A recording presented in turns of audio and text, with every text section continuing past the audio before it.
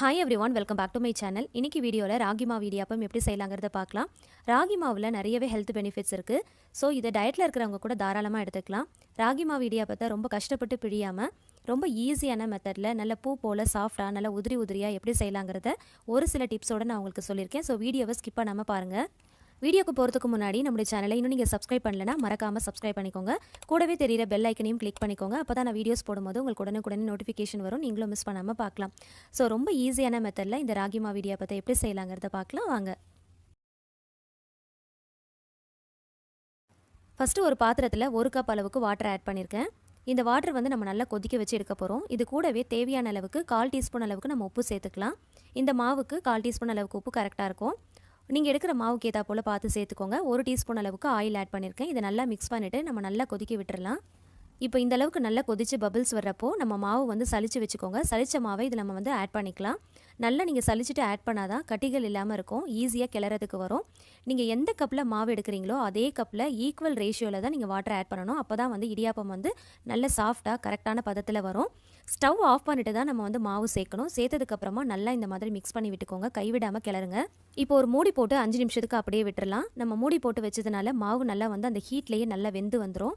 இப்போது நல்லா கை பொறுக்கிற சூடு வரும்போது கையில் லைட்டாக ஆயில் அப்ளை பண்ணிவிட்டு நல்லா அழுத்தம் கொடுத்து நல்லா சப்பாத்தி மாவு பிசைகிற மாதிரி நல்லா பிசைஞ்சு எடுத்துக்கோங்க. இப்போ மாவு நல்லா பிசைஞ்சாச்சு. தேவையான அளவுக்கு மாவு எடுத்து நல்லா சிலிண்டர் ஷேப்புக்கு நல்லா உருட்டிக்கலாம். இப்போ இது வந்து இடியாப்ப அச்சில் நம்ம வைக்க போகிறோம். இடியாப்ப அச்சில் நீங்கள் முன்னாடியே வந்து நல்லா ஆயில் அப்ளை பண்ணிக்கோங்க. அப்போ தான் நம்ம வந்து இடியாப்பம் வந்து பிழியிறப்போ நல்லா சாஃப்டாக இருக்கும். நமக்கு வந்து ரொம்ப கஷ்டப்பட்டு பிழியாமல் ரொம்ப ஈஸியாக பிழிஞ்சிடலாம். நான் இப்போ இட்லி தட்டில் தான் பிழிஞ்சு எடுக்க போகிறேன். அதனால் இட்லி தட்டில் வந்து கொஞ்சமாக துருவின தேங்காய் வச்சுருக்கேன். இந்த மாதிரி தேங்காய் துருவில் வச்சுட்டு அதுக்கு மேலே நீங்கள் இடியாப்பத்தை பிழிஞ்சு வச்சிங்க அப்படின்னா நல்லா வந்து மணமாக இருக்கும், நல்ல டேஸ்ட்டாகவும் இருக்கும். இப்போ பாருங்கள், ரொம்ப ஈஸியாக பிழிஞ்சு எடுத்துடலாம். அதே போல் நீங்கள் இந்த மாதிரி எடுத்து பார்த்தீங்கன்னா நல்ல நூல் போல் நல்ல உதிரியாக இருக்கணும். இதுதான் வந்து கரெக்டான பக்குவம். அதே போல் இடியாப்பத்தை நீங்கள் பிழியிறப்போ அது உதிரியாக கொட்டாமல் நம்ம வந்து கை எடுத்து நம்மளாக எடுத்து விடுற மாதிரி இருக்கணும்.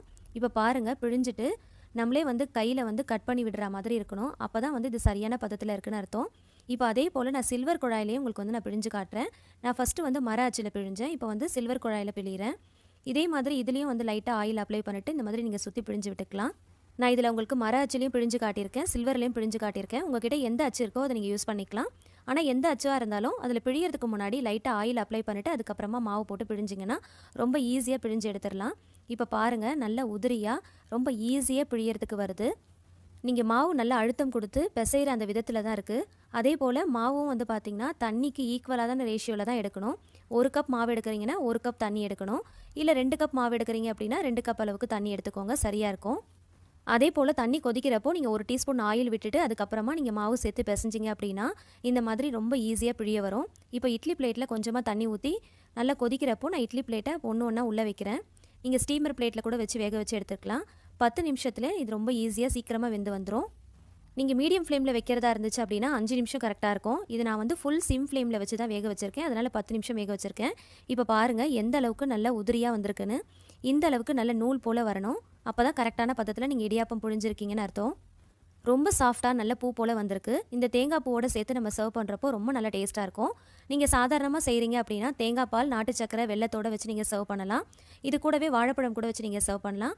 இல்லை நீங்கள் ஸ்பைஸியாக சாப்பிடணும்னு நினச்சிங்கன்னா குருமா வச்சு சர்வ் பண்ணலாம். ரொம்பவே சூப்பராக இருக்கும். ஸோ இந்த வீடியோவில் நான் சொல்லியிருக்கிற இந்த டிப்ஸ் எல்லாத்தையும் ஃபாலோ பண்ணி இதே மெத்தடில் நீங்கள் செஞ்சு பாருங்கள். கண்டிப்பாக நல்ல சாஃப்டான உதிரியான நல்ல பூ போல் ஒரு இடியாப்பத்தை நீங்களும் செய்யலாம். இந்த ராகியில் நிறையவே ஹெல்த் பெனிஃபிட்ஸ் இருக்குது. ஸோ கண்டிப்பாக நீங்கள் இதை செஞ்சு பார்த்துட்டு உங்களுடைய ஃபீட்பேக்கை கமெண்ட் செக்ஷனில் மறக்காமல் ஷேர் பண்ணுங்கள். இந்த வீடியோ பிடிச்சிருந்துச்சுன்னா மறக்காமல் வீடியோக்கு ஒரு லைக் கொடுத்துட்டு உங்களுடைய ஃபேமிலி அண்ட் ஃப்ரெண்ட்ஸ் கூட ஷேர் பண்ணுங்கள். நம்மளோட சேனலை மறக்காமல் சப்ஸ்கிரைப் பண்ணிவிட்டு தொடர்ந்து சப்போர்ட் பண்ணுங்கள். Thank you so much. கீப் வாட்சிங்.